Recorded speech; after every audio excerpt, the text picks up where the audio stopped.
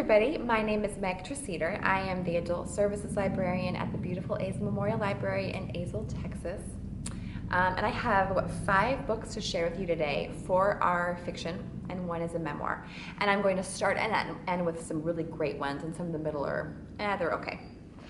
And I'm using my typical rating system of 0 to 5 stars. 0, I hated it, and 5, I loved it, and you have to read it. And the first one, oh, so good. It's called Come Rain or Come Shine by KARIN. One of my all-time favorite series. When I hear that she's writing a new book, I feel like I've won the lottery. I get that excited. It's the Mitford series of books, and it's about an Episcopalian priest named Father Tim. And he lives in this very charming village called Mitford. And it's really just his living his everyday life and ministering to the people in the village. And I think, I don't know why I like it so much. I think it's because she writes such great characters, and she writes them with such tenderness and love for them. That becomes apparent as you read her books. This one is about Father Tim's orphan son that he had adopted a few years back, named Julie. And Julie and Lace, his longtime girlfriend, are about to get married. And this is finally, which we've all been waiting for, the story of their wedding. Nothing goes as planned, of course, nothing goes right. And it's just so much fun to read. So I highly recommend it. This was 4.5 stars to 5 easily. I loved it. The next one, Pretty Girls by Karen Slaughter. So I was excited to read this one. It's gotten a lot of buzz, really by her peers. Jeffrey Deaver, Lee Child, they both love her. Gillian Flynn said, quote, she'd follow her anywhere, end quote. So I thought, I've got to read this book. I would only read it, though, if you don't mind torture and some blood and gore. She really doesn't hold back on those kinds of scenes. Let me give you the premise first, though.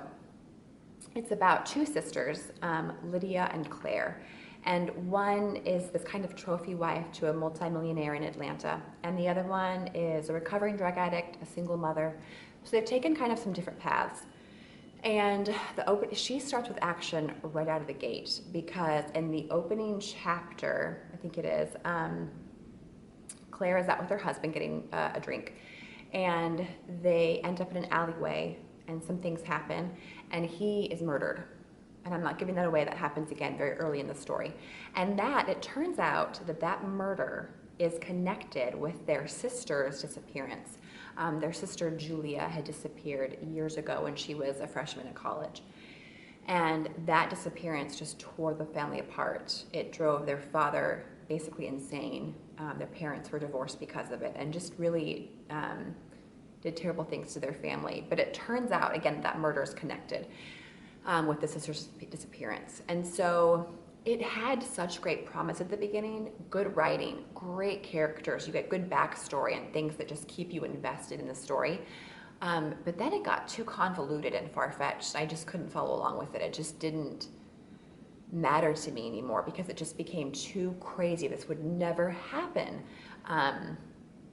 And again, the torture. I had to just skip whole pages because I couldn't read it. So I'd only read it if you like some suspense that can get a little bloody. I would try her again. I really would. This was my first Karen Slaughter book. I'll try her again. This is probably a 3, I would say. The next one, The Guise of Another by Alan Eskins. And I was so excited for this book. I gave this one about a 3, though. I had read his debut novel, which was The Life We Bury, and loved it. Everybody here, I raved about it to them. I made some of them read it.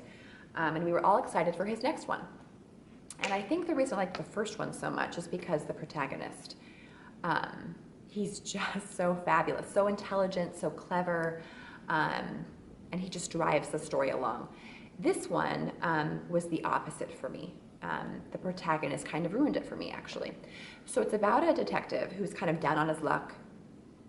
He's been discredited. He's about to go in front of a grand jury about some of his investigations. I think he may have embezzled some money from a drug bust. So this identity fraud case comes across his desk, and it becomes this huge thing. I mean, it's much more than just identity theft. And so he thinks, okay, this is the case that will just reinvigorate my career. And he gets a lot more than he bargained for. And I think what bothered me is that and I don't want to give too much away, but I think I expect certain things for my protagonist in a mystery book or a mystery novel. And this, I think she turned that on its head, and I just couldn't accept what she made the protagonist do. That was very hard for me. And that kind of ruined it for me. So the next one is Come Hell or Highball by Maya Chance. And this is just a crazy, lighthearted mystery. It's set in the Roaring 20s. And Lola, I think I gave this a 3.5. Lola is a woman whose cat of a husband has just passed away. And so she thinks, great, you know, he's finally gone. I can inherit his millions and live in our mansion. She finds out, of course, that he was broke, and now she's broke and has no place to live. So she finds the key to his lover's nest, where he would take his mistresses to. And it's done up in like black satin, you know, and it's just this ridiculous place that she has to now live in. But she takes along with her Swedish cook, Berta. And these two are just ridiculous. They're quite a duo.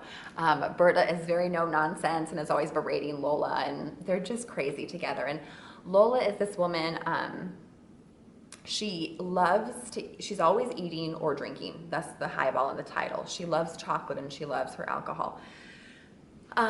So she's kind of a full-figured gal, and she's always stuffing herself into this rubber girdle. And they're always getting into these impossible scrapes and just doing these crazy zany things. But in order to get some more money, you know, because she's broke now, she stumbles across this case where this woman has asked her to retrieve this film strip that's been taken from her. And so Lola, along with Berta, use every connection and charm they have to get this film strip back. It's just a fun journey. So if you're ever in the mood for a nice kind of period mystery that's just a lighthearted, cozy, I would pick this one up. And I'm sure it will be a series. So it's one to watch. The last one I loved. It's called Why Not Me by Mindy Kaling. And I gave this one, it's almost 5 stars. It's really close. I give it about 4.5. And I had read, I think I mentioned it maybe in another video, her first one called Is Everyone Hanging Out Without Me? And I read that one because of the back cover of it has this picture. And how can you not read a book that has this picture on it? She's just adorable. So this is her second book. And again, she's the woman, she acted in The Office and actually wrote episodes for that and was nominated for an Emmy for her writing.